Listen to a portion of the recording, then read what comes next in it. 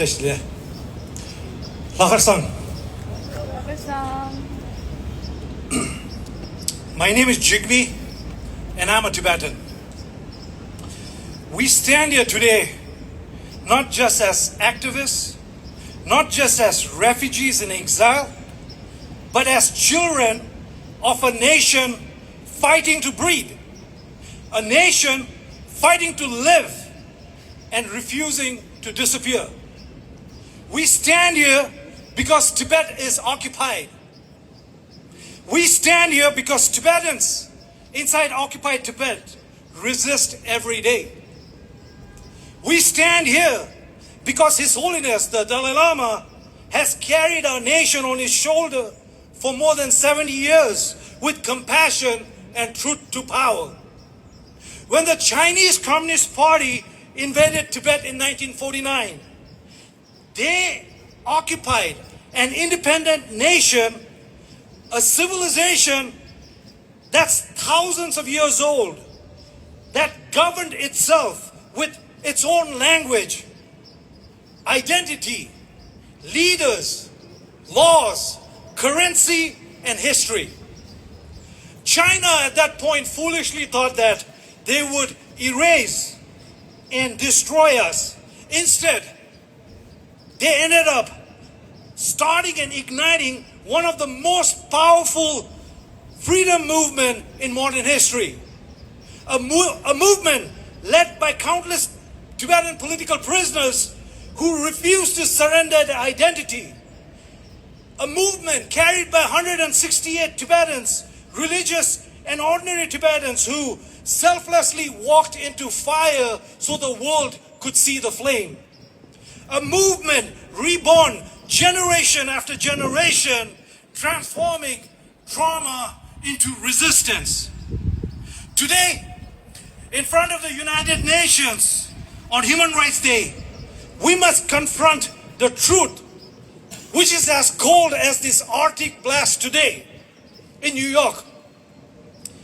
The biggest human right abuse and crime on earth is happening inside occupied Tibet, and the world and this institute, the UN, pretends they don't see it.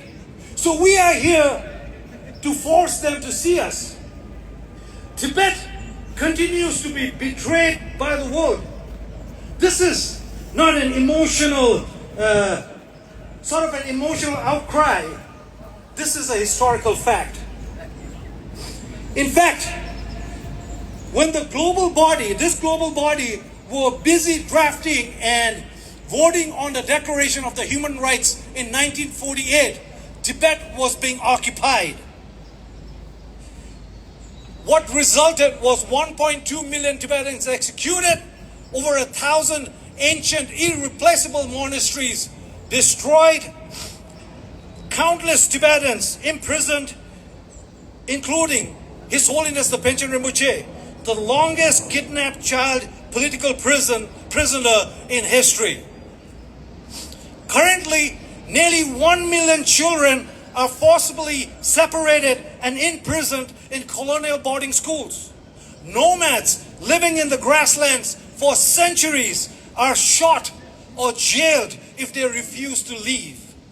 Lhasa, our holiest city, our capital city, has the most militarized surveillance city on the entire planet. Freedom House ranks Tibet the least free country. And just for context, North Korea ranks number 3.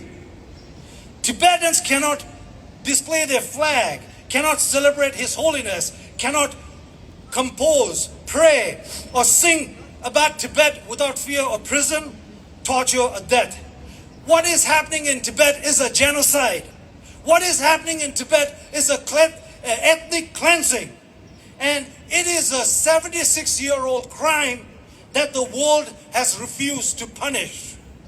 In fact, the United Nations now still has the Chinese government on the Human Rights Board, which is a hypocritical irony. There are leaders in this world that are still rolling out red carpets, leaders who are shaking hands with this bloody dictator of China and creating trade deals. And we are here to say enough is enough.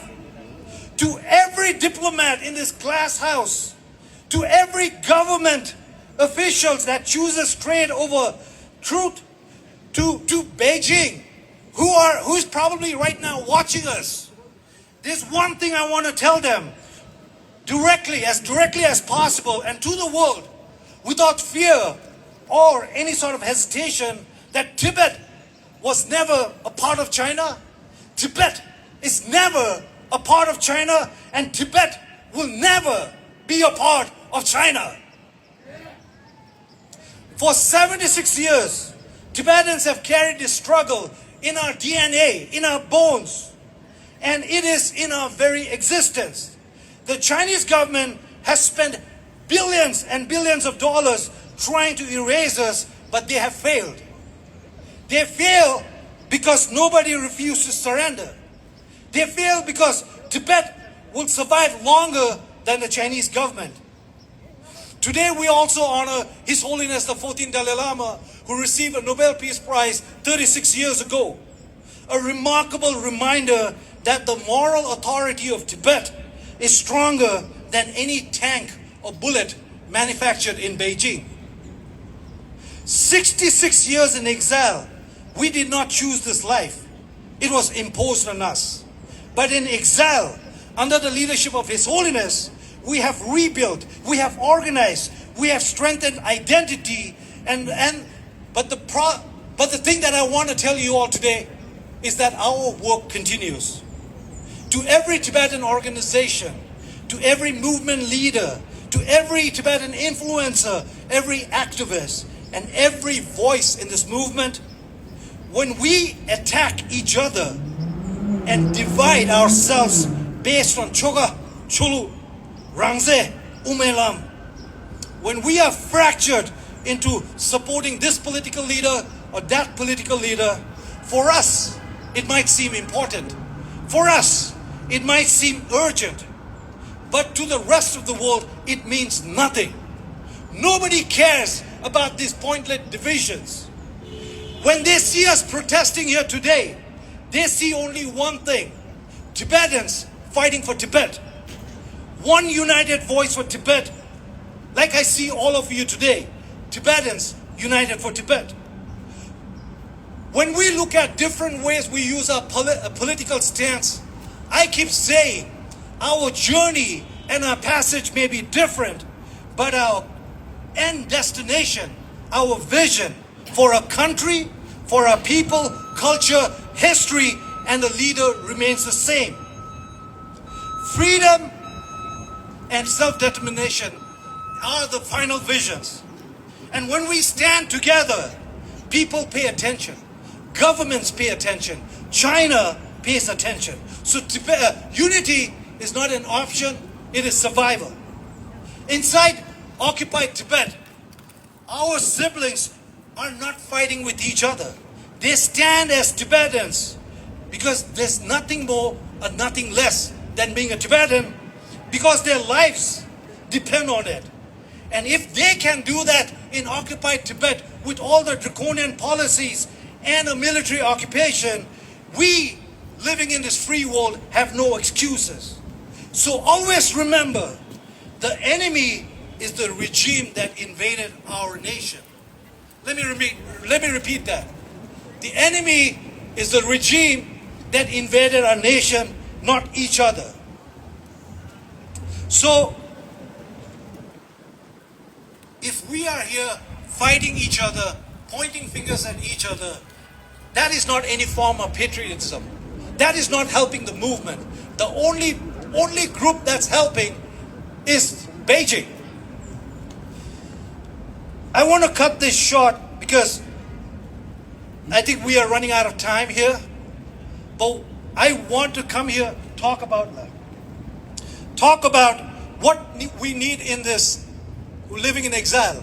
What I want to say that living in exile, we don't have the luxury of internal fights or personal egos. We don't have the privilege of any sort of political games.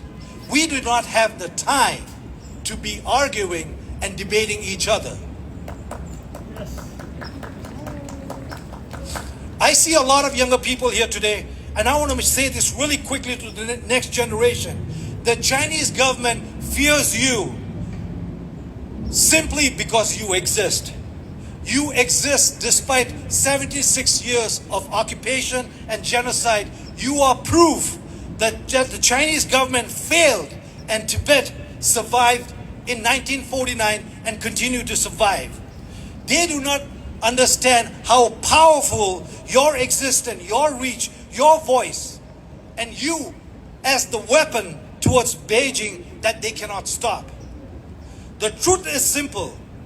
Tibet can only be saved by Tibetans, not by foreign governments, not by the UN, not by polite resolutions, and not by empty statements.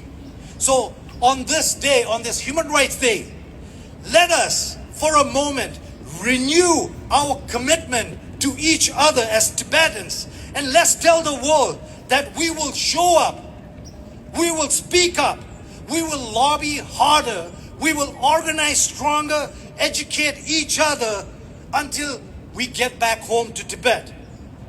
Tibet needs all of us. Every Tibetan voice, every Tibetan idea, every Tibetan skill, courage, because Beijing's strategy is clear. To exhaust us, to divide us, to confuse us, and most importantly, to break our hopes. Together, we have to realize that nothing is impossible. A quick example, we showed the whole world when China spent millions of dollars to falsely accuse and viciously attack Kundu 2 years ago. We saw what we could achieve when we come together. So I strongly believe that one day, whether the world is ready or not, they will witness and celebrate His Holiness, the great 14th Dalai Lama, return back to his rightful throne at the Potala Palace, reunited with our siblings in a free and independent Tibet. Long live His Holiness, the 14th Dalai Lama of Tibet. Free Tibet! Pwe Gyalo! Pwe Rangse Gyalo!